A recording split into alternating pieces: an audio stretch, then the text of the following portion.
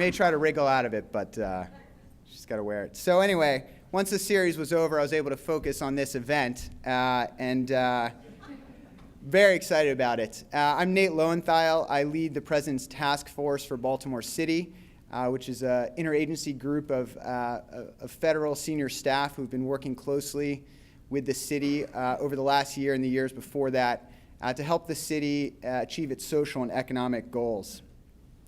And I've had the opportunity to work with many of you in that regard, and it's been fun, productive, and one of the great opportunities of my life to date. We've worked on some really important stuff around the city. For example, in transportation, federal government's helped invest $10 million in the Port of Baltimore and done a really exciting, starting a really exciting project around the Fulton Avenue Bridge redevelopment project. We've done similar work in areas like broadband, housing, education, public health, really across a huge range of areas. And the work's very personal for me. I grew up in Baltimore, originally in West Baltimore near the Hollins Market, and later in Towson in the suburbs. And my mom was a federal public defender in Baltimore for almost 22 years, I think. My dad was a small business owner downtown. Some of you folks a little bit older might remember the Cultured Pearl, which was his restaurant downtown. Kind of Baltimore classic in its time, I like to think. So I grew up seeing Baltimore through their eyes, both the challenges and the opportunities in the city. And so again, it's been a real honor and privilege to have a chance to spend time here in the Obama administration, helping work with all of you to advance some of the city's goals. And we're not done yet. We have 220 odd days left in office, and we plan to use every one of them. And that's what tonight's about. Tonight's not just about Baltimore in general, but about social innovation in Baltimore.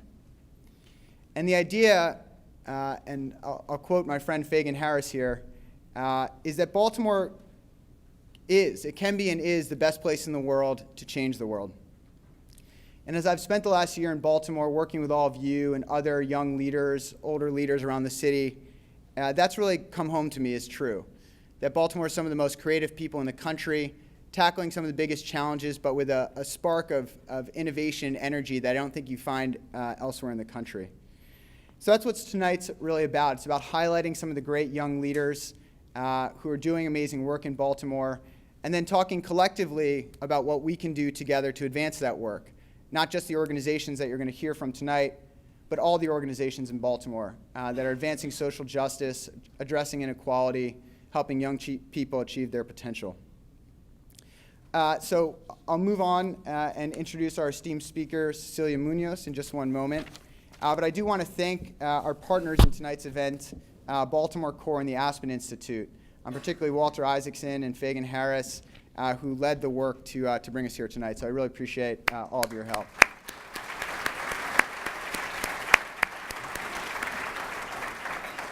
It's now my great honor to introduce Cecilia Munoz, who is an assistant to the President and the Director of the Domestic Policy Council here at the White House, which coordinates domestic policymaking for the administration.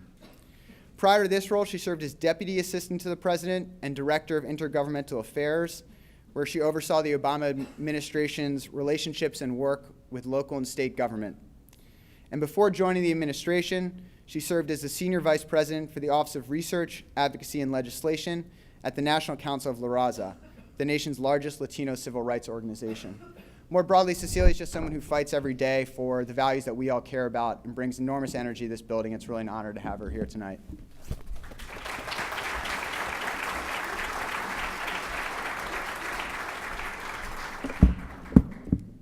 Good evening, everybody. Welcome to the White House. Let me start by thanking Nate, one, for not making me wear the Orioles cap. Thank you very much. But also for your tireless work in this administration, but especially for your hometown. We're really proud of this guy, and we're really, really proud of the team that he's assembled and what they're accomplishing for the city of Baltimore. So thank you for this, but for that work especially. And let me echo his thanks to the Aspen Institute and Baltimore Core for helping us pull this together and for doing the work that you do. It's really thrilling, actually, to see all of you here. dedicating yourselves to this work and sharing the work with each other. This is tremendously important to us, and to the work that we're doing in revitalizing cities and conducting this work all around the country. Today is a day that we announced a whole new round of promise zones, which is part of the President's initiative to invest in communities that have had struggles. And it is work that we have been engaged in and investing in since the very beginning. I have the privilege of having been here all 7+ years. And this president has been very deeply focused on making sure that we make opportunity available in every community in every corner of this country. And it turns out that takes very deliberate work. It takes a very deliberate focus on places with particular struggles, and it takes an understanding of those struggles. And so I'm just so grateful that you've all come together for this particular piece of this work. Baltimore is one of America's great cities, which I have learned a lot about because you've met one of, frankly, many senior officials in this administration who are from Baltimore, and you can't get them to stop talking about it. And we don't mind so much. We've learned a tremendous amount, and it's clearly a city which inspires real loyalty and real passion. It's a city with a growing economy, with world-class hospitals, research facilities, a strong port, expanding technology sector, but also a real sense of its own history and a real sense of pride, and not just in the baseball team. But Baltimore also has real challenges, and we can't overlook them or paper them over because we need to be tackling them.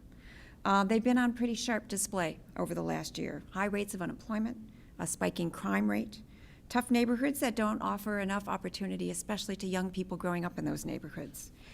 And we recognize in this administration that tackling those challenges takes a lot of hard work. And as the president said last spring when he was asked about the unrest in Baltimore, that's not work that happens overnight. But we've gathered you here because we know that you are people who are doing that work, and we intend to be your partners. So we want to use this evening to have a conversation about what the solutions are that can really help make sure that opportunity is available all across Baltimore in every corner of that city. And we understand that part of that solution has to come from government. That's why we have Nate. It's why we have the team that Nate has assembled, and why we're working in such close partnership with city leaders, with City Hall.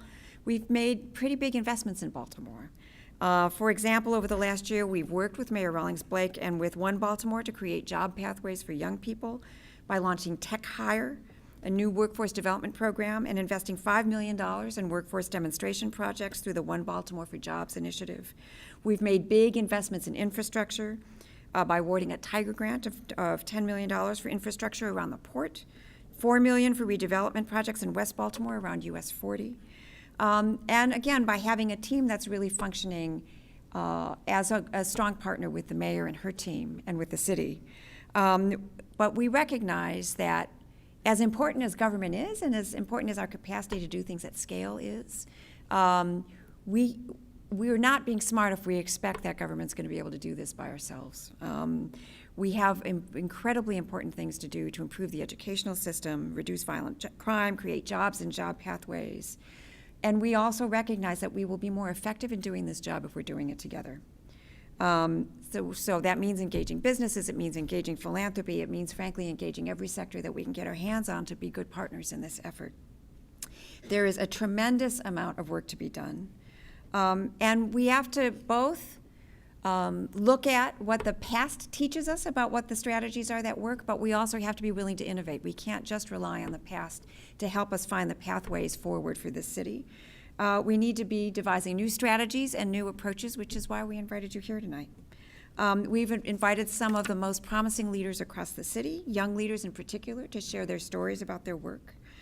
Our speakers this evening, like Dr. Leanna Wen and Sarah Heminger, are on the cutting edge of innovation in Baltimore, creating opportunities for young people and dealing with some of the city's most deep-seated challenges.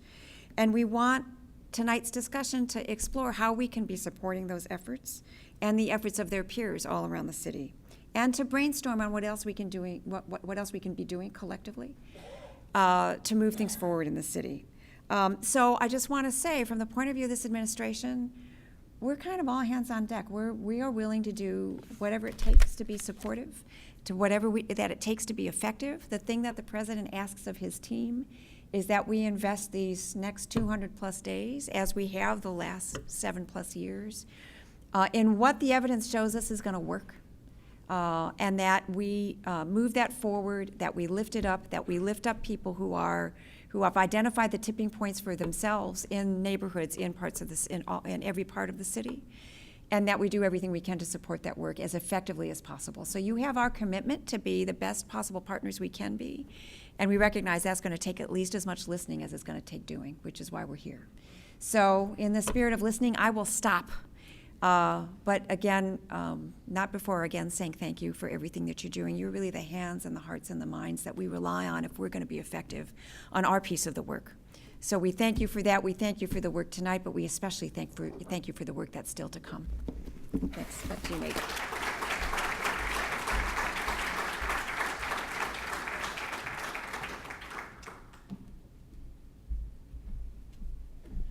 One more quick round of applause for Cecilia. Thank you so much, Cecilia.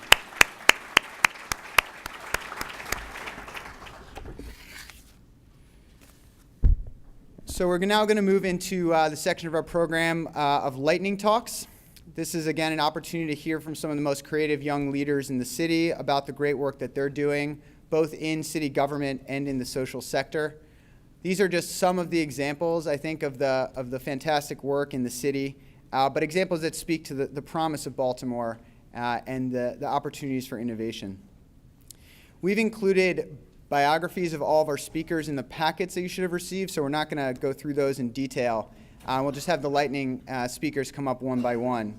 But I did want to say a quick word about my friend, Dr. Leanna Wen, who, as you all know, serves as the health commissioner for Baltimore City and has been a true champion for the city. As many of you know, Dr. Wen is a leading national figure on public health. She's undertaken some of the country's most creative initiatives. Her fight against opioid addiction and overdose, for example, is really setting the gold standard for how a public servant can tackle a seemingly intractable problem. She's brought a lot of ideas and new energy to what I believe is the country's oldest public health department, and advanced a simple but I think vital idea, which is that you can't separate public health from every other public concern, that they're intertwined. So we're very excited to have her here tonight, Dr. Wen.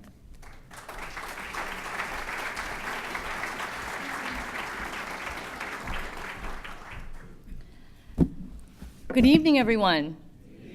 Good evening. I have to say that it's a bit surreal to see all of you here, because I know all of you from lots of different places in Baltimore, and this is Smaltimore in the White House. So anyway, it's great to see you all here. Thank you to the Obama administration, the Aspen Institute, Baltimore Core for allowing us to showcase today the Baltimore that we know and love. Let me take you back to 2009.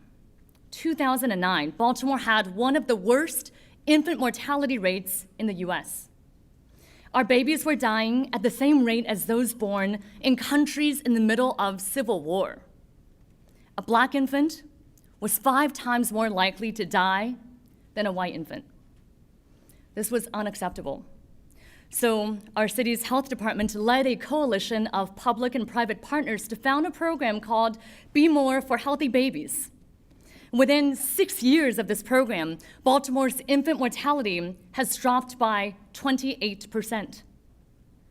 The number of babies dying in their sleep reduced by half. And on top of that, the disparity between black and white infant deaths also dropped by 40%.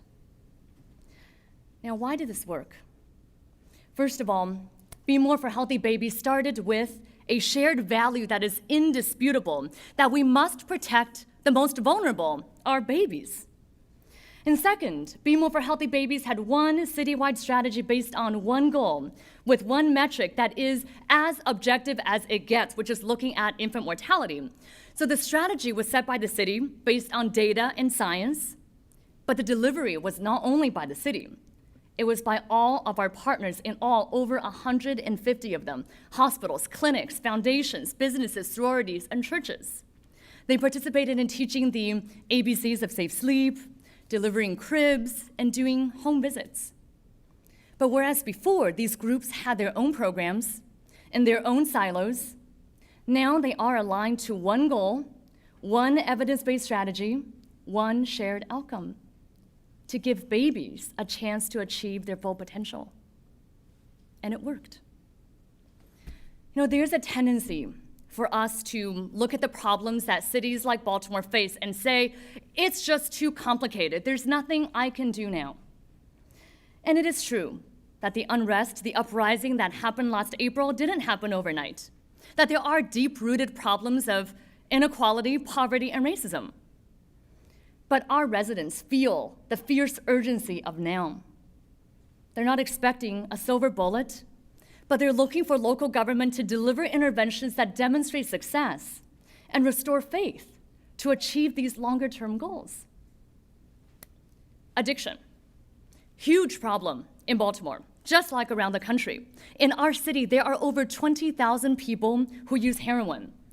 More people die from overdose than die from homicide.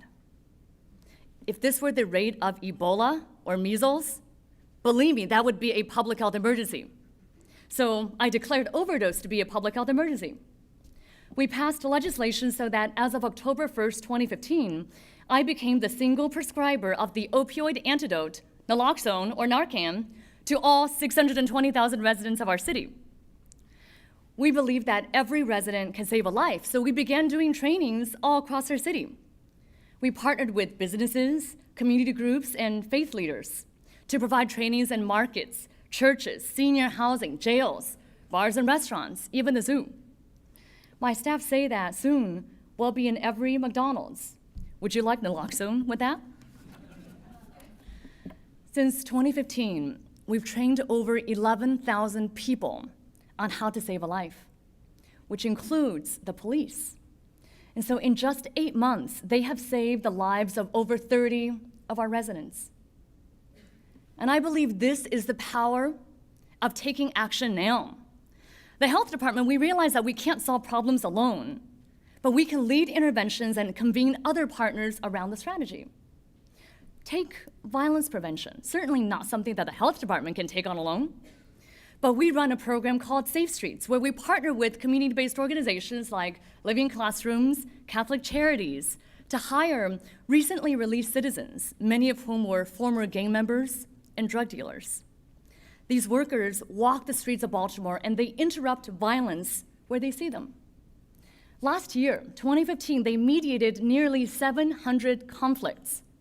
The majority of those conflicts were later deemed to be likely or very likely to result in gun violence. So how many lives did they save? And how many others did they impact? Well, here's another program that we see in public health as a violence prevention initiative. It's pretty easy to understand that if kids can't see, they can't learn. Well, we found a barrier, which is that children were only getting eye exams in their schools in pre-K, first grade, and 8th grade. Well, how many of you who wear glasses, or I wear contacts, but how many of you got your vision problems detected between 1st and 8th grade?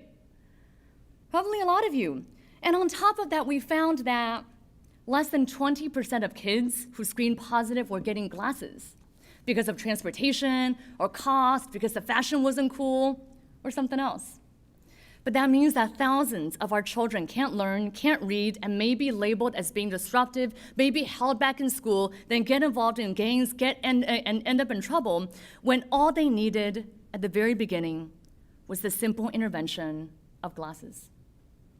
So last month, together with our partners, Ron Daniels at Johns Hopkins University, with the support of our local foundations like ABLE and Casey and Strauss, we launched a program to provide eye screenings for every child in every grade, K through 8, in Baltimore.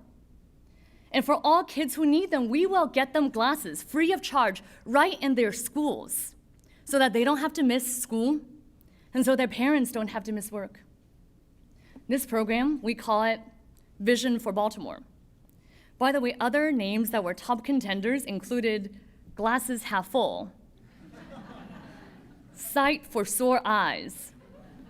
Now, I won't say which of our health department staff came up with those ideas, but they are here today. And they may or may not be related to Baltimore Core. Now, this is the necessary role of local government: to go to where people are, to bring the community together, and to respond to our resident needs. And here in Baltimore, we go one step further. And I'm fortunate to work under a very transformative mayor, Mayor Rawlings Blake, and we look forward to doing this under our next mayor as well. But I want to end today with a quote from one of our elected leaders, one of my heroes, Congressman Elijah Cummings. He says that it's not enough to look for common ground.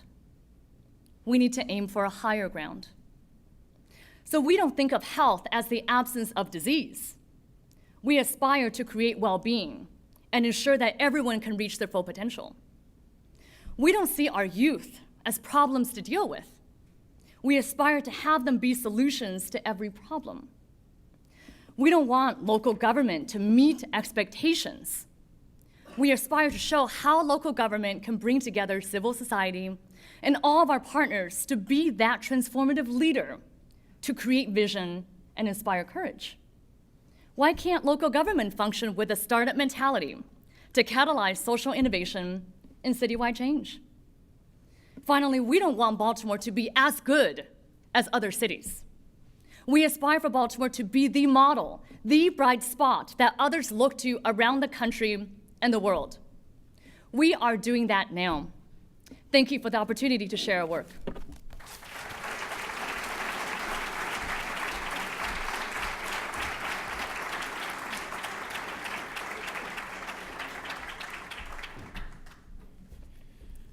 We are going to interrupt our regularly scheduled program to let Senator Ben Cardin say a few words. Third-generation Marylander, Ben Carter's been a national leader on healthcare, retirement security, the environment and fiscal issues while representing the people of Maryland in the U.S. Senate, before that in the House of Representatives. You all know him better than I, so I will welcome him up to the stage. Really an honor to have you, Senator Cardin. Thanks for being here.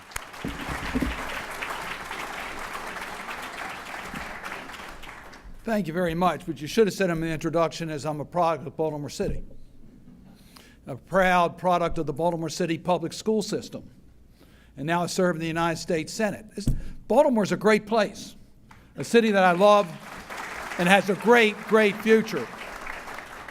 I'm proud to be here with other leaders from Baltimore, and many of them are on your program. Senator Pugh, it's good to see you, that you're here. Delegate Lehrman, it's nice to know that you're here, one of our young leaders of Baltimore. Dr. Wen, you've already heard from her, what a great leader she is in public health in Baltimore City. Ron Daniels, who we now have as a citizen of Maryland. It's good to have you here, Ron, and everything that you do for our city, to Fagan Harris and all of our leaders that we have here. It's good to be here. I just really want to share with you our congressional delegation and our experiences with the Obama administration and their commitment to deal with not just the problems of Baltimore City, but the problems of our urban centers. And I agree with Dr. Wen. Baltimore City is a great city that can be a model for other cities around the nation. And that's part of what we're trying to do. We recognize the political realities. Political realities that we're not going to pass a lot of new programs in the Congress of the United States that provide a lot more resources. And yes, we would like to do that. But we know that we got to get more out of our current programs and focus them better. Broderick Johnson brought us all together. And Broderick, I want to thank you. You must be somewhere out there. But Broderick, a product of Baltimore, who brought us all together in the White House, our congressional delegation, Senator Mikulski and Congressman Cummings and Sarbanes and Ruppersberger, brought us together in the White House shortly after the Freddie Gray episode and said, look, we're going to find ways to provide new tools to Baltimore. And at that meeting, we had about 7 cabinet secretaries that were present. An unprecedented meeting. The Department of Justice was there because we knew that we needed to do things better in the Baltimore City Police Department and that the Department of Justice could help us achieve those objectives. We had a Department of Education there because we knew we could do better in our schools, that we could use existing resources more effectively to help the Baltimore City Public Schools get through the crisis of Freddie Gray. We had the Small Business Administration that set up operations in West Baltimore to help small businesses because we knew that we had deserts in urban areas and we needed to attract more businesses into Baltimore. And they were committed to doing that. Department of Labor was there. They were there saying, look, we're going to find money for summer jobs because we know we need money for our youth. And we're going to find money for returning citizens in reentry programs. And they provided us dollars. And what happened is that we found a total commitment by the Obama administration to make resources available to Baltimore so that we could respond to the Freddie Gray in a comprehensive way. Because we knew that our city is a great city. And it was hurting like all cities are hurting. And many of these programs are national in scope and what we need to do. And yes, we then had Flint, Michigan. What an outrage. Their officials did things to make matters worse. But the underlying problem of lead exposure to our children, to our families, is nationwide. I think you all know in Baltimore City, we have turned off the water fountains because it's not safe for us to connect with the pipes that go into our schools. By the way, I was in Harford County, Senator Pugh. They have the same problems in Harford County.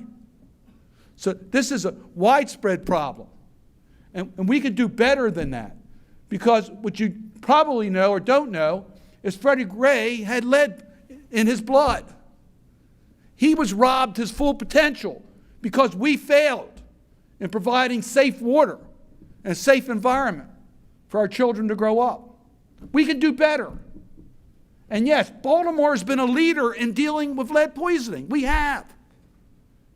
We've used the University of Maryland and its resources, and we've used the NGOs and private sector, and we've made progress, and we want to take that and use that as a national model. And let me just give you some good news.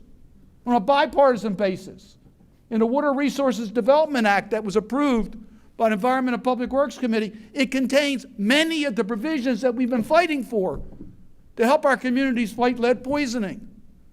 It provides new resources in regards to water infrastructure to help provide safe drinking water to our populations. So we are making progress. And it's the Obama administration that, yes, we would like to have new efforts. And we're going to fight for that. We're not going to give up. We're going to try to find every avenue available so that every child in Baltimore has the opportunities of this great nation, that every child in America has the opportunities of this great nation. And that means we're going to fight for new resources. But we're also going to fight with the existing resources and target it so that we can make a difference in Baltimore's future, in the future of people that live in Baltimore, in the future of children in every urban area of America. So thank you again to the Obama administration for bringing us together so that we can continue our effort on Baltimore, but that we also can be leaders to help America meet its challenges. It starts with what we're doing in Baltimore, but it must be a program that can help all of our families in America. I'm proud of the people in Maryland that are in this room, and thank you for what you do every day. I'm proud to represent you in the Senate, and I bring you the strong support of your federal congressional delegation. Thank you.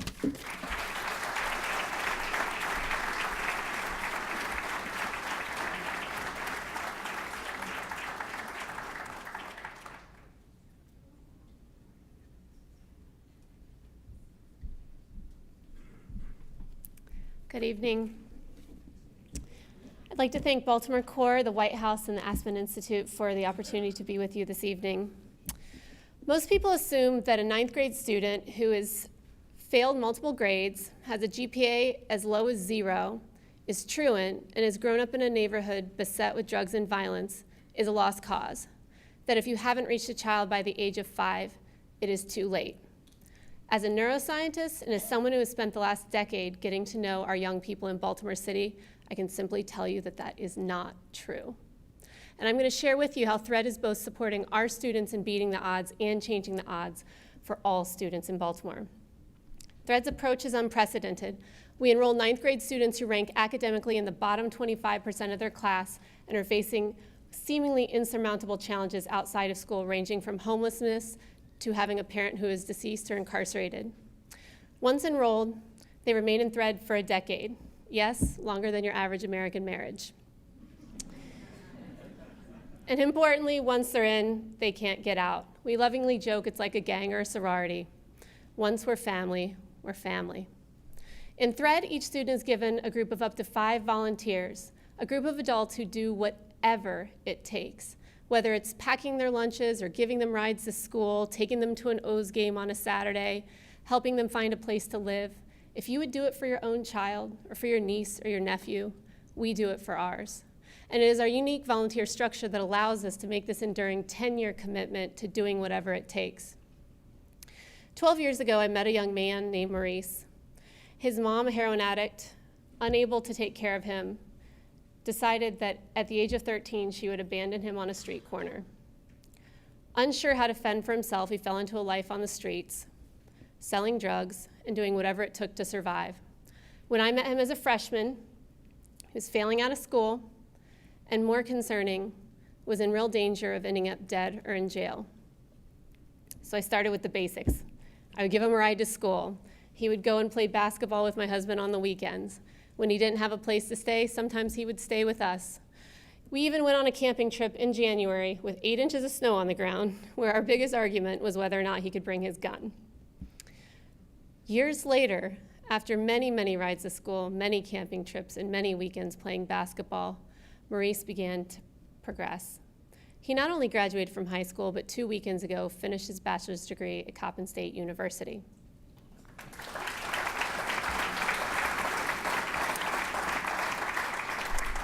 And that's not all.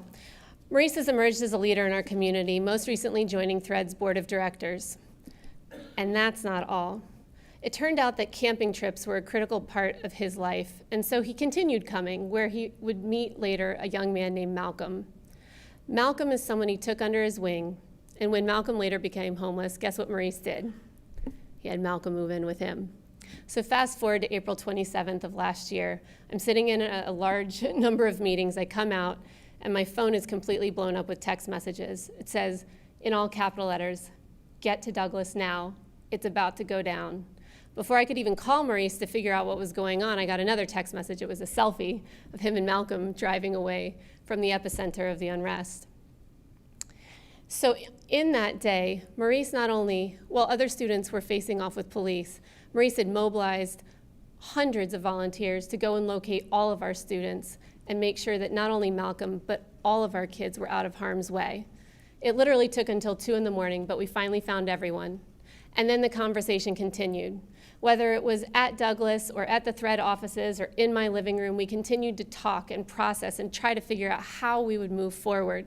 And it was in one of those conversations someone suggested, what if everyone who had gone into Sandtown had just gotten the phone number of one other person that they had never met and continued the conversation? So to honor that insight, this last April, almost a year later, we gathered 100 dinners at 100 different locations, at restaurants, homes, businesses across Baltimore City, where 901 people of all different backgrounds, races, class, gender, age, gathered with no agenda other than just getting to know one another. It is that we do in Thread every day. We bring Baltimore together. We did it before the unrest, and we continue to do it now. And because of it, our students defy the odds. Over the last decade, 100% of our students have remained in Thread. 92% of the students who have been in Thread for 5 years have graduated from high school, and 86% of our alumni have received a 4-year or 2-year degree or certification.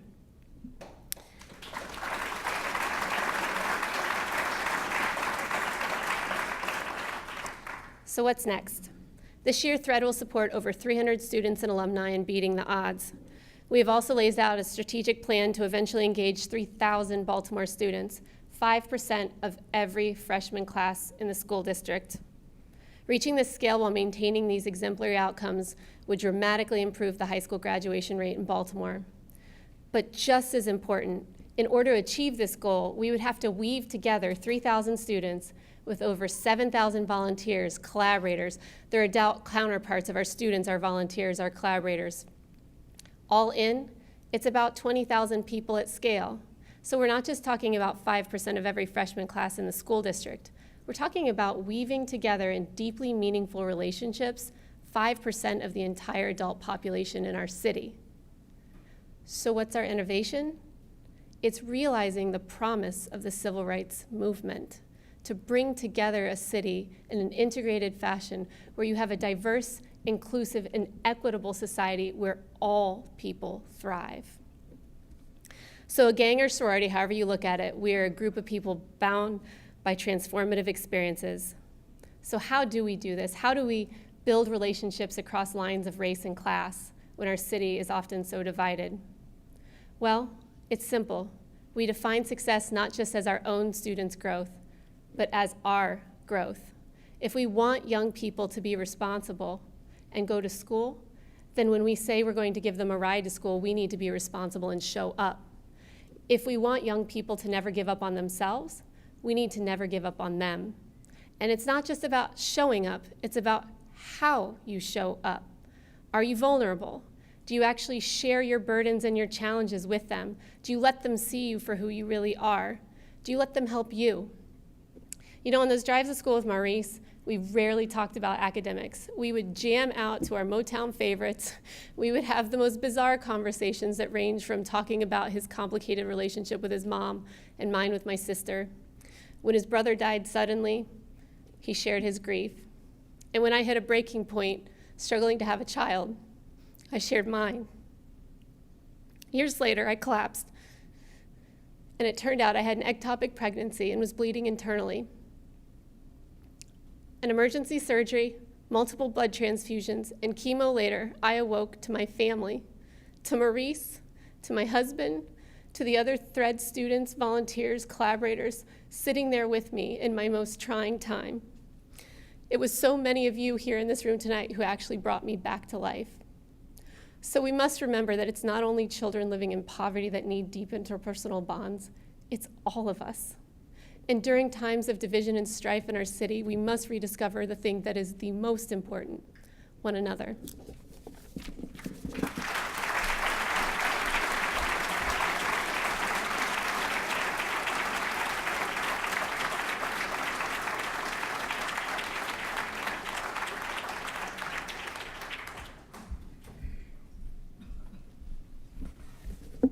Hello, everyone.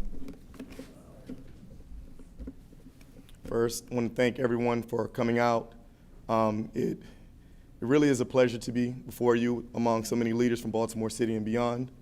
I'm going to talk a little bit about myself and a lot about an organization that I'm affiliated with, proudly affiliated with, called the Merit Health Leadership Academy.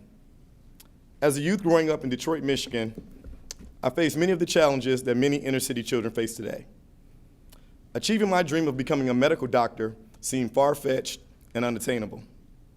I set out on my educational journey with little support and virtually no guidance. I was born to 16-year-old parents who did their very best to guide me, but I reached a certain age and they told me, "We don't know what to tell you from here on out." My personal road to success was long, unnecessarily difficult, and full of setbacks. This road became even more difficult after my father was murdered during my first year of medical school. Although I achieved my goal of becoming a physician, as I look back, I realized that I never had a teacher or a mentor who was truly invested in me. My teachers cared about me. They wanted me to do well, but they weren't invested in me. My success or failure wasn't personal to them. One day around 2008, I believe, I arrived home from the hospital, turned on the TV. I believe it was CNN. And they were doing kind of a state of address for inner city schools at the time. And they profiled many school districts across the nation, but one of the districts they focused on was Detroit, Michigan. Now, I consider myself a California kid, but I was born and lived in Detroit for the first 10 years of my life.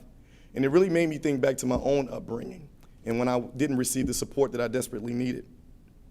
I became angry, incensed, didn't know where to turn to at the rates of graduation and the lack of resources that were evident in those public schools.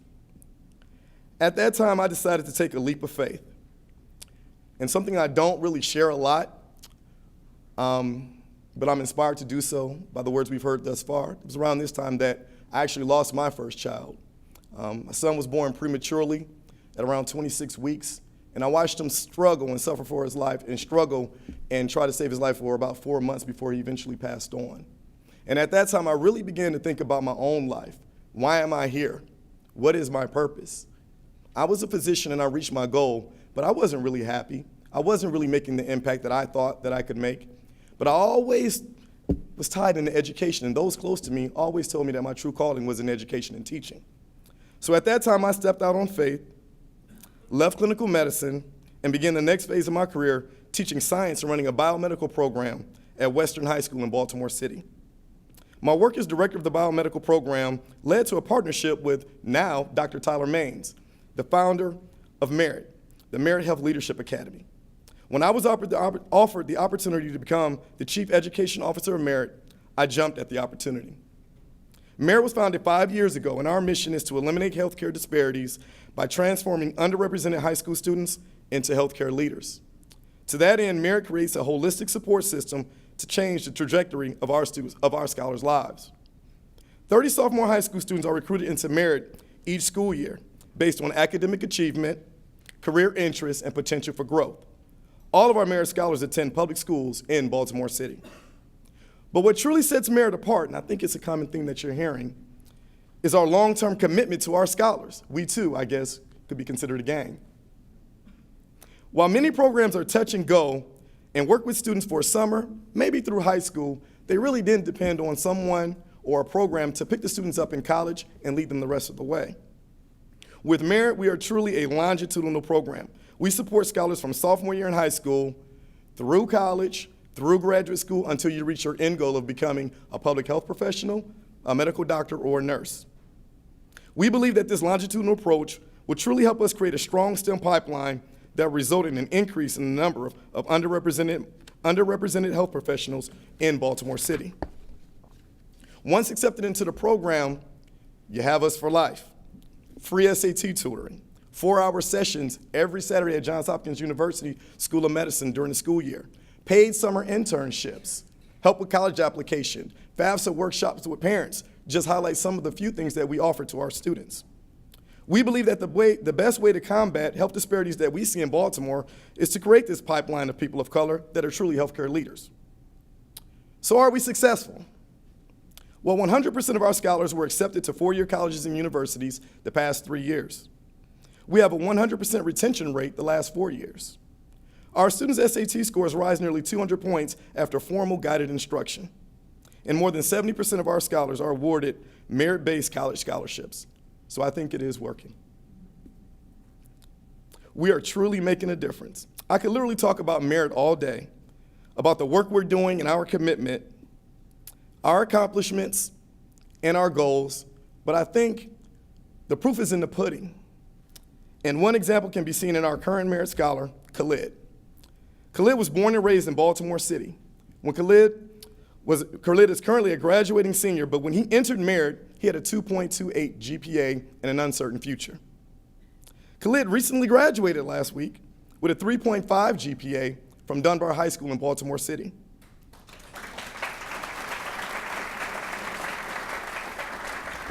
And on a personal note, what's important to me is Khalid will be attending my alma mater, Morehouse College in Atlanta, Georgia. Catalyzed by his experience in Merit and the violence he witnessed in his community, Khalid plans to become a trauma surgeon and return to Baltimore to do good work. The success of Merit scholars is something that is extremely personal to me. It's extremely personal to me. I'm invested in our scholars in ways in which no one was really invested in me. Less than 6% of physicians are currently African American, and I have firsthand knowledge of the challenges our scholars will face. Merit exists to help our scholars overcome these challenges, and with your help and support, we can continue to build bridges to success. Thank you for the opportunity to discuss Merit Health Leadership Program. I look forward to meeting and collaborating with you all moving forward. Thank you.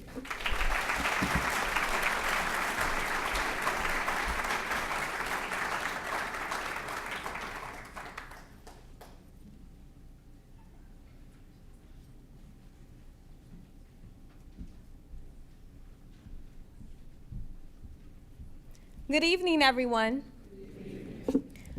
Tonight, I'm going to start on a more personal note. My name is Diamond Sampson, and I was usually seen as just a regular youth from Baltimore City. In fact, 4 years ago, I was just that. I was just a kid with a few friends, just trying to join a night in the Inner Harbor area. All we wanted was to grab a bite to eat, to kick back, and hang.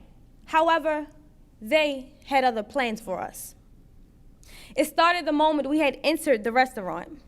Instead of being greeted, we were ignored up until they became annoyed by our presence and allowed us to eat. I couldn't even think. I couldn't even enjoy my meal. My mind had become flustered with the remarks of strangers. Why are they here? Why aren't they with adults? Can they even afford this meal? And after a while of hearing all these comments, we just decided to try to focus on having fun and enjoy the night. However, that shortly came to an end when the boys in blue escorted us out of the Inner Harbor area, forcing all youth to leave, which we would have been okay with until we were asked to walk in the streets, for they didn't want us to alarm the tourists. Great. Which, that became clear to me in that very moment that they were in control. They could do whatever they wanted to us, and we had no choice. And in that moment, I knew that I needed to make a change before they made it for me. Shortly after, I was introduced to the Inner Harbor Project. Freshman year, third period English. Miss Sampson was going on and on about Homer and the Odyssey. And I was in the back with a few friends, laughing, talking about the latest music.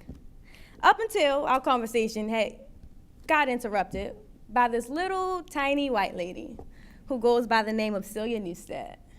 She came in, and at first glance, I was uninterested. To me, it was another person claiming to know where I came from, or how I felt, or knew my struggles when they really didn't. So I paid it no mind. But in the back of my mind, something told me, listen, pay attention. And then that's when I heard her. She wasn't asking to tell me what to do or to give me more direct orders. She was asking for a partnership, for help. She instilled trust in someone who she barely knew, but gave me the skills needed to allow me to excel. That's when I first became interested in the Inner Harbor Project. So that summer, myself and 7 other Baltimore youth used research to understand why teens actually get kicked out of the Inner Harbor.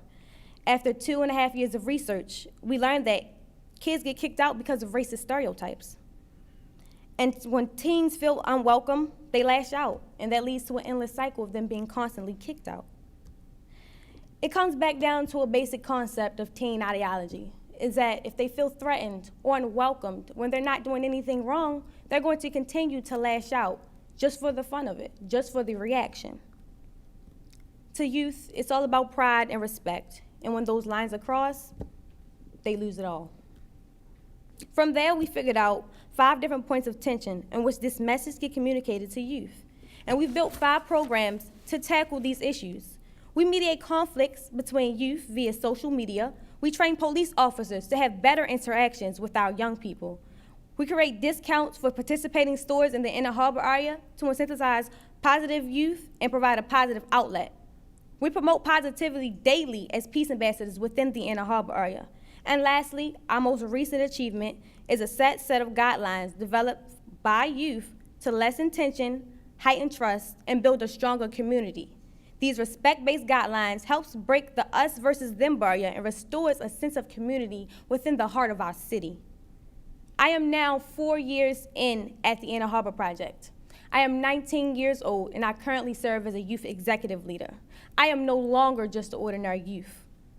In my journey, I've become a mentor, a role model, a mediator, an agent of social change, and a voice for all young people.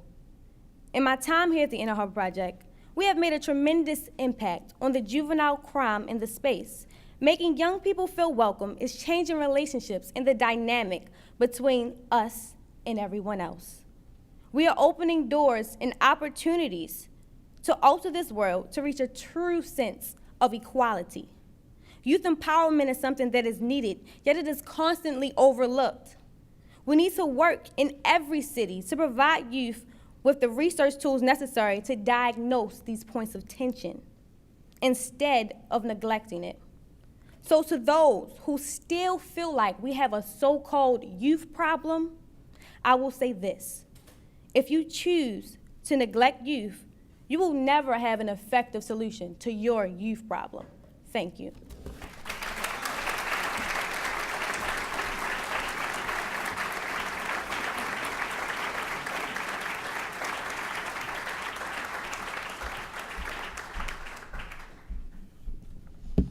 Good evening, everyone. My name is Charlotte James. I am a Baltimore Core Fellow and the Communications Director for Code in the Schools. I see a number of our partners here in the audience today, like Dr. Pastor Hathaway from the Union Baptist Church, Rudy Ruiz from the school department, Michelle Farquharson from Betamore. So many faces here that are helping us to achieve our mission. I'd like to start by, of course, thanking Baltimore Core and the Aspen Institute and the White House for having us here tonight. Code in the Schools was born because we saw an opportunity to create opportunity. Code in the Schools is a Baltimore City-based nonprofit that works to expand access to computer science education and job training to underserved and underrepresented youth. In the United States, 9 out of 10 parents want their students to be learning coding and programming and computer science principles, but unfortunately only 1 in 4 schools nationwide is able to offer that programming. As you can imagine, a very small number of those students reached are women and students of color.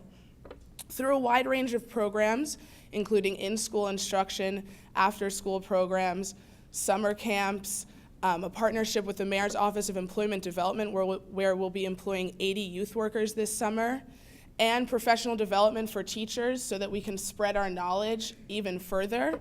We are changing the face of the tech sector. We are changing people's perceptions of who can and should be included in these innovative careers. By the year 2020, it is expected that there will be 1 million open jobs in the computing fields. This is a $500 billion opportunity, and a $500 billion opportunity that Baltimore City and Baltimore City youth cannot afford to be excluded from. Not all tech moguls and tech geniuses look like Steve Jobs or Mark Zuckerberg. Many of them look like Kaylin and Marissa, who are standing next to me, and are both graduates of Code in the Schools Prodigy program. And I thought, who better to talk about our programs than our students who have benefited from them and who will go on to do incredible things in computer science. So with that, I'd like to hand the stage over to Marissa and Kaylin. Thank you.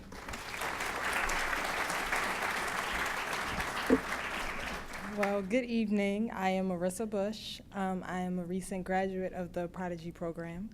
Currently, I'm working on a blog for Stack, which is an integration software company in Baltimore. I've been working on this project since about October, so it's been a pretty long project. One of the things that I've gained the most from Code in the Schools is the amount of networking opportunities that they give us. We've been to so many events, great events like this one and the White House Tech Hire event. We were at that one as well. And I think because we've met so many awesome people and so many awesome teachers and people that have taught us a lot of computer science, that we're carrying on with computer science. Like, I'm going to Morgan State University on a full scholarship to study computer science.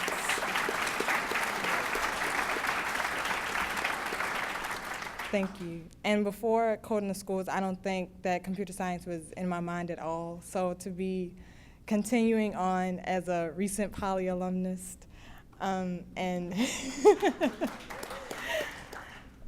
to continue on and carry on computer science was never in my wildest dreams. And now to really be doing it is one of the greatest things I can think of at this point in my life. So thank you.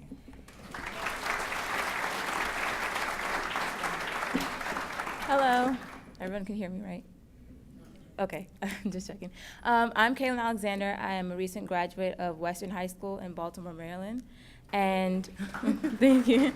I think that the Prodigy program has helped me a lot. It's expanded my interest in computer programming and computer science.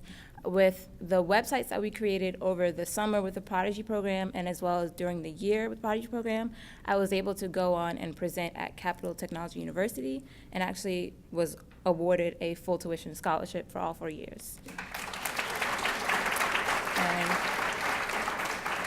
with that opportunity, I feel that Code in Schools has opened many, many doors for me by